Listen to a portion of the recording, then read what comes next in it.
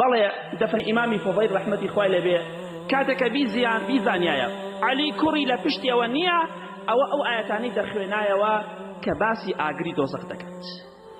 بەڵێ دەفەرمێ ڕۆژێک ئیمامی فوضەیل نوێژی کرد ئەو ئاەتانەی خوێنا کە باسی ئاگری دۆزەخ دەکات، پێی خۆش بوو هەموو کاتێک ئەو ئاەتانە لە بەرچاوی بێ، ئەو سزانەی ڕۆژی قیامەت لە بەرچاوی بێ.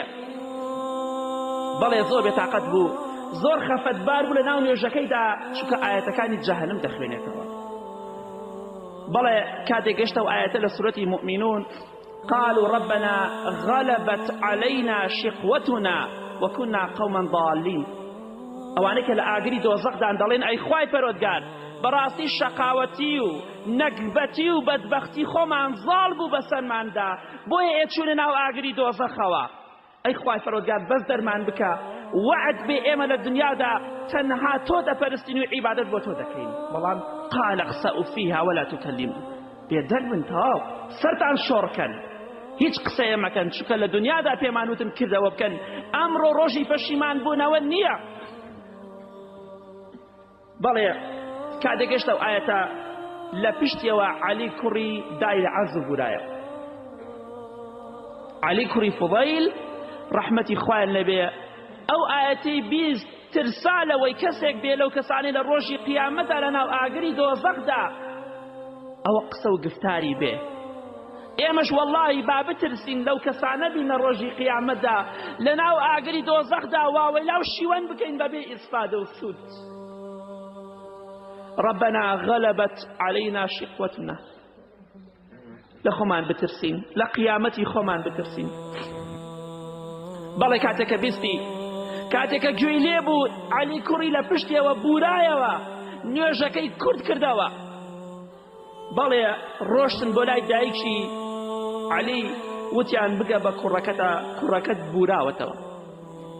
بەڵام بۆچی؟ لەبەر نەخۆشی نەخێر، لە ترسی خوا، لە ترسی ڕۆژی قیامەت. بەڵێ دایکیشی هات بۆ لای کوڕەکەی، بۆ لای کوڕە جگەرگۆشە لە خواترسەکەی کە بەڕاستی عەلی کوڕی ئیمامی فوضەیل ڕەحمەتی خوای لێبێ نمونە بۆیە بۆ ئەوەی کە لە خواترس و بەتەقوا بووە. بەڵێ کاتی دایکی ئاوی پرژان دەم و چاوی مناڵەکەیدا مناڵەکەی خۆشی هاتەوە، بەهۆش هاتەوە.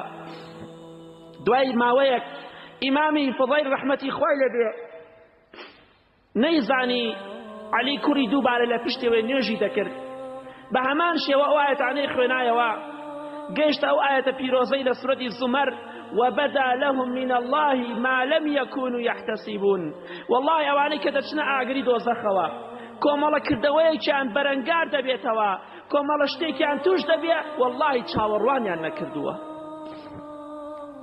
والله تۆ من هەر کەسێک لە ئێمە کۆمەڵە شتێک بەرە ڕوومان ئەبێتەوە لە ڕۆژی قیامەتدا، والله چاوەڕێمان نەکردووە. بەڵێ ئەم ئاەتی خوێنایەوە، بەڵام نەیزانی کوڕەکەی لە پشتیەوەیە.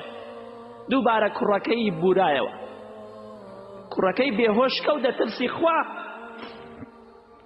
یعقوبی کوڕی سوفیان ڕەحمەتی خوای لەبێ یعقوبی کوڕی یوسف دەفەرمێ ڕۆشتین دووبارە بەلای دایکی وتمان بگەرە کوڕەکەت بوراوەتەوە، کوڕەکەت بێهۆش کەوتووە. دەفەرمێ دایکی هات بۆ لای ئاوی کردە موچاوی کوڕەکەیدا، کوڕە جگەرگۆشە لە خواترسەکەیدا، بەڵام ئیسفادەی نەبوو. بەڵێ دەفەرمێ ئیمامی فوضەیلی نوێژەکەی کورد کردەوە، تەماشای کرد کوڕەکەی وا کەوتووە ئاو دەکەنەوە دە موچاویدا، بەڵام چاک نابێتەوە. ئەم جارەیان مردووە.